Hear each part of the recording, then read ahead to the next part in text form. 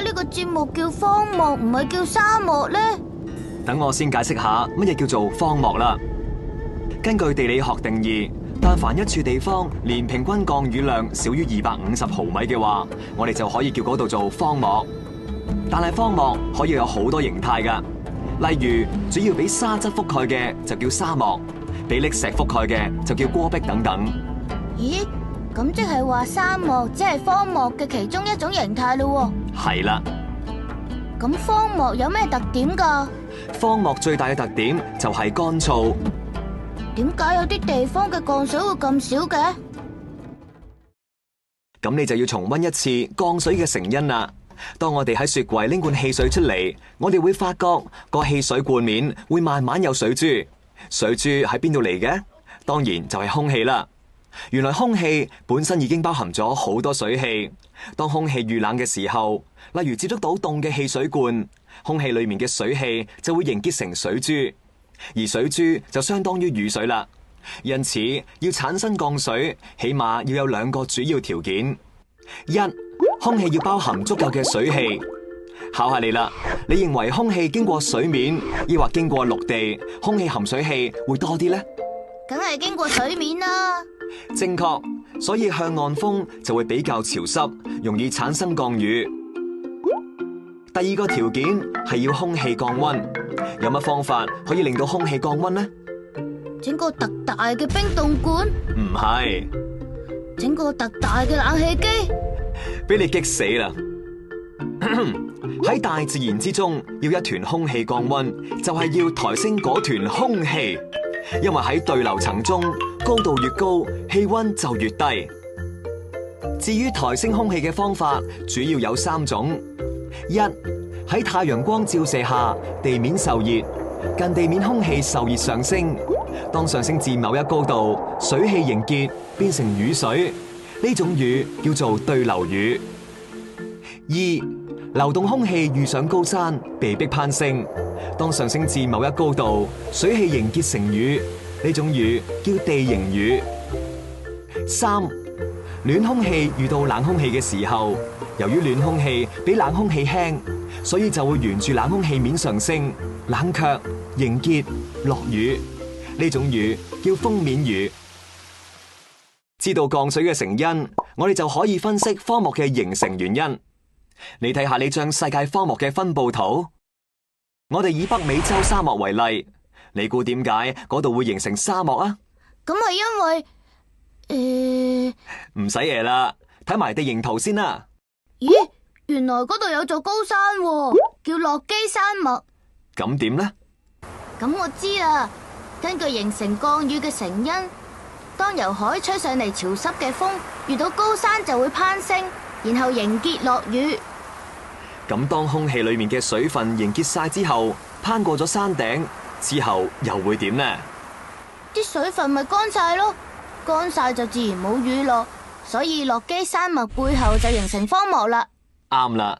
幾得意喎，仲有冇其他原因啊？講嚟聽下。有啊。睇翻幅圖啊，你觀察下啲沙漠好多都係位於緯線幾多度？咦，係喎，大概係南北緯線30度，點解咁啱嘅？乜嘢咁啱啊？有原因噶。南北緯線30度有另外一個名稱噶噃，叫馬緯度。個名咁得意嘅？相傳以前啲船當去到南北緯線30度左右，就會發覺啲風突然平靜晒。喺古代，當冇風嘅話，船隻就唔喐得，就唯有靠人力撐喐隻船。如果唔夠力嘅話，就會抌啲馬落海，等隻船輕啲，又或者等啲馬游下水，幫手拉喐隻船啦。係唔係真噶？傳說係咁講噶。所以呢段緯線就叫馬緯度啦。但係點解嗰度會冇風嘅？原因就非常複雜啦。呢個涉及整個大氣層嘅氣流方向。簡單嚟講，喺馬緯度上空有兩股氣流相撞，然後下沉，而近地就冇大氣流動，所以嗰度就風平浪靜啦。咪住先，你話嗰度空氣係下沉？係下沉。咁我知啦，頭先講過啦，空氣上升先至會形成降雨。而家喺南北緯30度都係空氣下沉區，咁咁唔怪得嗰度會形成荒漠啦，因為都冇雨落。就係咁啦。南北緯30度咁特別嘅，仲有冇其他原因啊？咁好學，講多一個添啦。你睇亞洲內陸都有大片荒漠喎，好似係我哋中國嘅塔克拉瑪干沙漠。點解呢？呢個答案比較清楚。塔克拉瑪干沙漠位於中國內陸，東面潮濕空氣吹唔到，南面印度洋嘅海風又俾青藏高原擋住，係半風區，冇潮濕海風吹到，自然乾燥冇雨啦。你都幾識舉一反三㗎喎。你讚我啊，好開心啊！係呢，荒漠環境咁惡劣，應該冇人喺嗰度住啦。咁又唔係喎，係有㗎。我哋以塔克拉瑪干沙漠為例啊，佢位於新疆中部，又叫死亡之海，係中國最大嘅沙漠。咦，乜沙漠都有河流㗎？有㗎，呢條叫綠洲係咩嚟㗎？綠洲就係指荒漠上能夠提供水嘅地方。荒漠都唔係冇水㗎，但係水通常流入到地底好深嘅地方，人要掘到好深先攞到水。但係如果地形環境配合得到，例如地面泥沙俾風吹成深坑，又或者地下面有不透水層，地下水就會沿住不透水層流出地面，成為綠洲。咁河流邊都係綠洲啦。咁當然係啦。佢哋係中國極少數仍然居住喺沙漠嘅族群，分散喺沙漠不同角落，每戶相隔幾公里。今年76歲嘅庫爾班，真係估唔到啊！喺咁惡劣嘅生存環境之下，啲人依然能夠適應，揾到自己生存嘅方法。荒漠係地球最乾旱嘅地方，而熱帶雨林就係地球最潮濕嘅地方啦。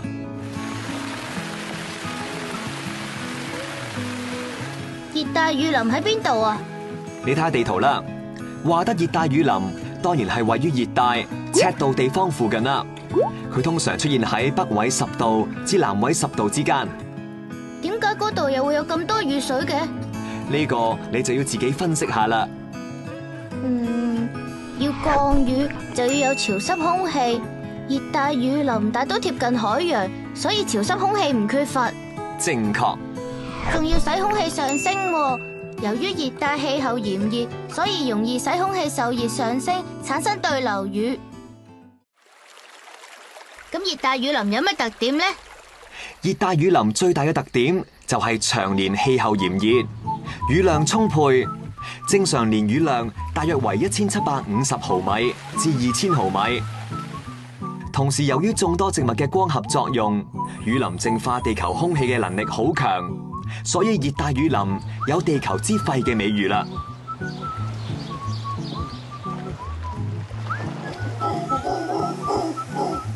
咁中國有冇熱帶雨林呢？有，不過唔多。喺雲南嘅西雙版納就係其中一個啦。喺呢度生長嘅樹木可以用頂天立地嚟形容。頂天即係咩啊？